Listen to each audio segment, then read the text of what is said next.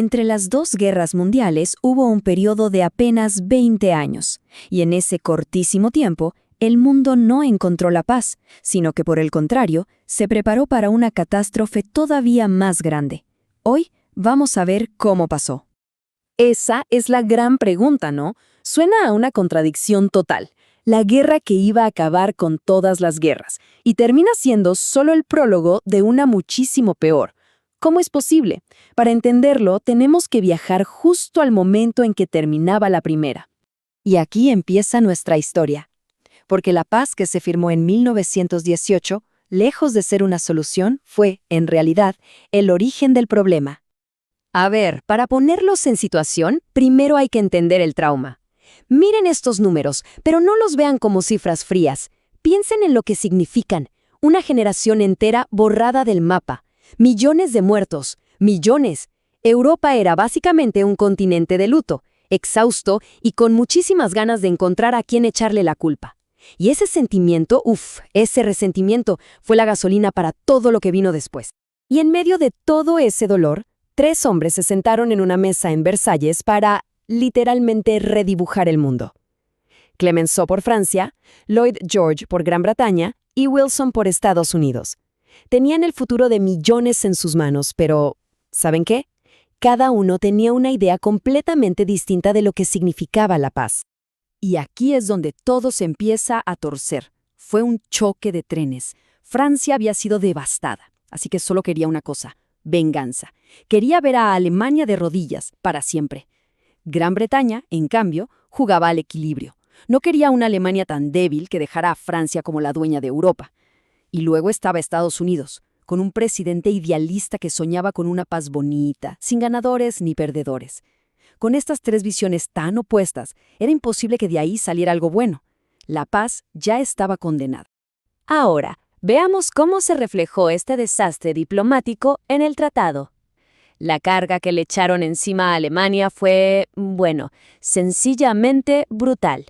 La primera humillación fue territorial. Miren el mapa. A Alemania le arrancaron un 13% de su territorio en Europa. Y no cualquier pedazo, Zonas industriales clave, regiones enteras llenas de alemanes que de un día para otro se despertaron en otro país. Esto no fue solo un golpe económico, fue una puñalada directa al orgullo nacional. Y después, la humillación militar. Pasar de tener uno de los ejércitos más poderosos del mundo a una simple fuerza de 100.000 hombres. ¡100.000! Sin tanques, sin aviones, sin submarinos, nada. El mensaje era clarísimo. Alemania tenía que quedar indefensa.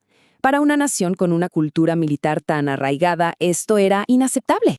Pero la estocada final, el verdadero clavo en el ataúd, fueron las reparaciones de guerra.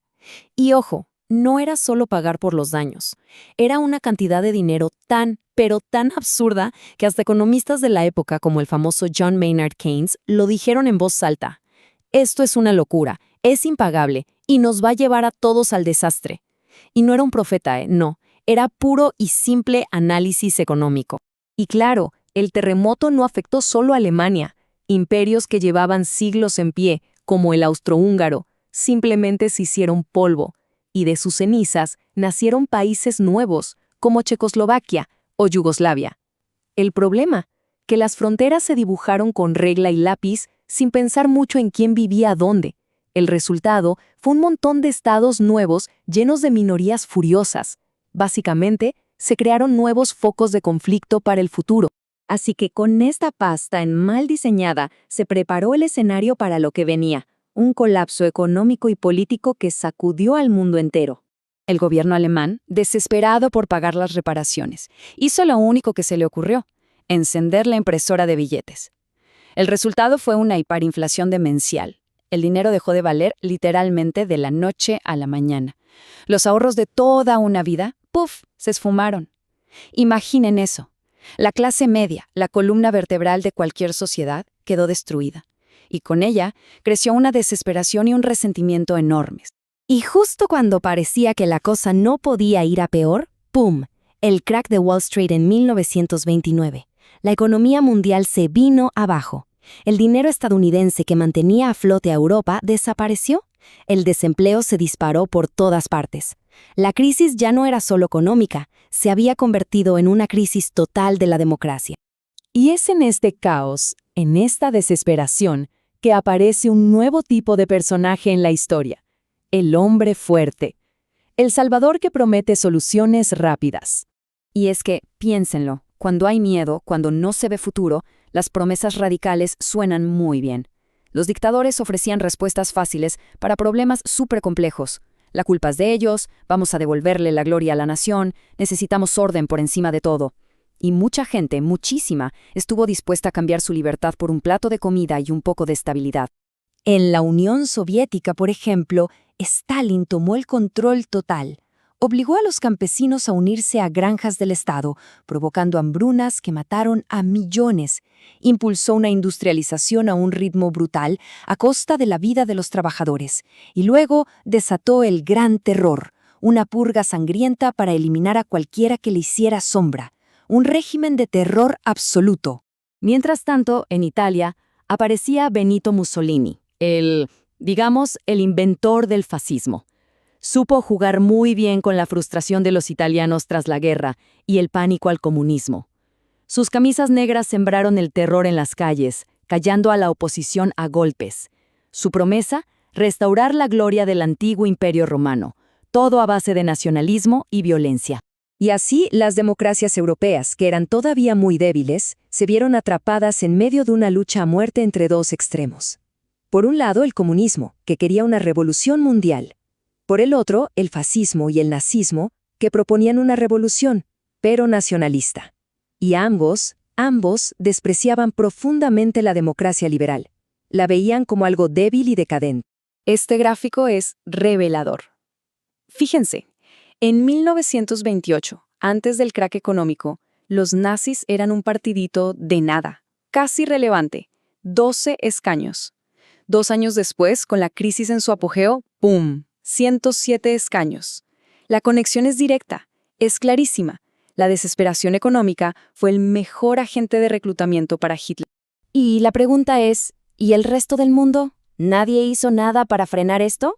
Bueno, eso nos lleva a la última pieza del rompecabezas, el rotundo fracaso de la organización que se había creado justamente para que esto no pasara. Hablamos de la Sociedad de Naciones. Fue la gran idea del presidente estadounidense Wilson. Y la verdad, la intención era buena: crear un lugar donde los países pudieran hablar y resolver sus problemas sin tener que ir a la guerra.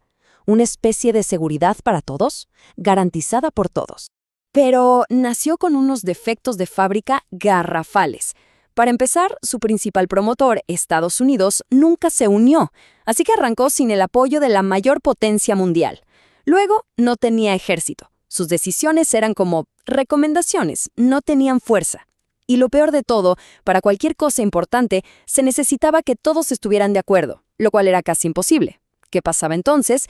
Pues que cuando la sociedad le decía algo a Japón, a Italia o a Alemania por sus agresiones, estos países simplemente decían: «Ah, sí, pues me voy», y se iban sin ninguna consecuencia. Y este es el resultado final. Miren este mapa.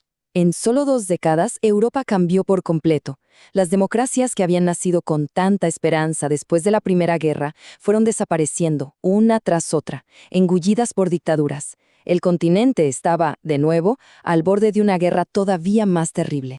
Y todo esto nos deja con una pregunta final, una pregunta que va más allá de la historia y que sigue siendo muy actual. Cuando todo se derrumba, cuando la estabilidad desaparece, ¿es la libertad lo primero que la gente está dispuesta a sacrificar? La experiencia de esos años nos demuestra lo frágil que puede ser la democracia y nos obliga a pensar en qué la sostiene o qué la destruye. Una lección que sin duda vale la pena recordar.